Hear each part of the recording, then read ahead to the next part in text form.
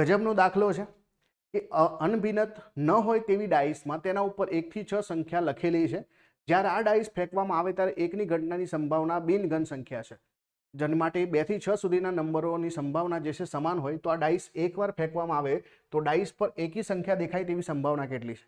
જો કોઈ પણ વસ્તુની સંભાવના 0 અને 1 વચ્ચે હોય, જો ઘટના બને તો 1 હોય, ના બને તો 0 હોય, તો 0 અને 1 વચ્ચે સંભાવના પોસિબલ છે. હવે આપણને કીધું છે કે 1 આવે એવી સંભાવના, ઘટનાની સંભાવના બિનઘન સંખ્યા છે. એટલે 0 થી 1 વચ્ચે જે છે ઘન પણ ના હોવી જોઈએ. એનો મતલબ શું થાય કે સંભાવના 0 થાય. 1 આવવાની સંભાવના કેટલી થઈ ગઈ? પ્રોબેબિલિટી ઓફ 1 એટલે કે 0 થઈ ગઈ. અને માટે 2 થી 6 સુધીના 5 નંબરની સંભાવના બધાની સમાન છે.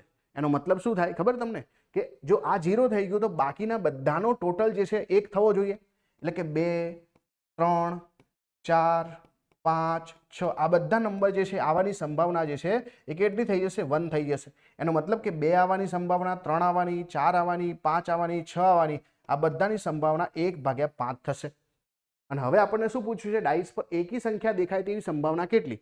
એકી સંખ્યામાં કઈ આવે? 1 આવે. તો 1 ની સંભાવના તો 0 છે. પછી 2 નહીં, 3 એટલે કે અહીંયા 1/5 અને 5 એટલે કે 1/5. તો આ ત્રણેયનો સરવાળો કરીએ. 0 + 1/5 + 1/5 સરવાળો કેટલો થશે? 2/5 થશે.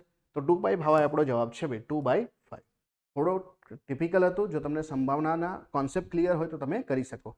કેમ કે એકની સંભાવના તમને શું કીધું? બિનઘન સંખ્યા છે, નોન પોઝિટિવ નંબર. અને સંભાવના હંમેશા 0 થી 1 વચ્ચે હોય તો નેગેટિવ તો હશે નહીં. એટલે એકની સંભાવના જે છે 0 થઈ જશે. અને બાકીના બધાની સંભાવના સરખી છે તો ટોટલ એમનું 1 થતું હોય તો 5 નંબર છે તો એમની જે છે દરેકની સંભાવના 1/5 1/5 થાય. અને એ રીતે આપણે એકી સંખ્યા શોધવા માટેનો સરવાળો કર્યો છે. આઈ હોપ કે એકવાર ફરીથી જોઈ લેજો. ના ખબર પડે તો ક્લિયર થઈ જશે.